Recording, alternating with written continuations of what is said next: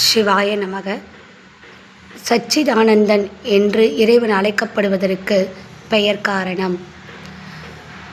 சத்து, சித்து, ஆனந்தம், இந்த 3 பேரும் சேர்ந்தது தான் சச்சிதானந்தம்.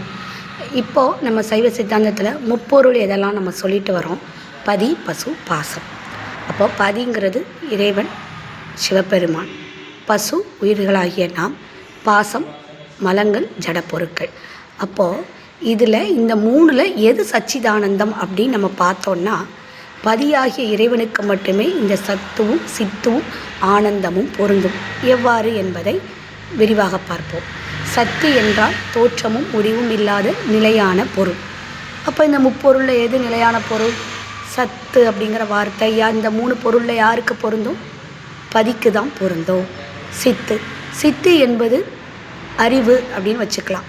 அப்போது பதிக்கும் அறிவு இருக்குது, பசுவுக்கும் அறிவு இருக்குது. ஆனால் யாருக்கு பேரறிவு இருக்குது? எம்பெருமான் சிவபெருமானுக்கே பேரறிவு உடையாததால் பேரறிவு உடையவருக்கே சித்து என்பத வார்த்தையும் பொருந்தும். அப்போ சித்துங்கிற வார்த்தையும் இந்த பதி பசு பாசத்தில் யாருக்கு பொருந்தும்? பதிக்கு மட்டுமே பொருந்தும்.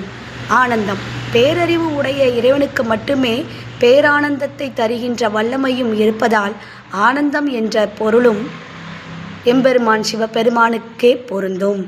ஆதலால் சச்சிதானந்தன் என்று அழைக்கப்படுவது முப்பொருட்களில் பதியாகிய சிவபெருமான் மட்டுமே என்பது சொல்லாமலே விளங்கும்.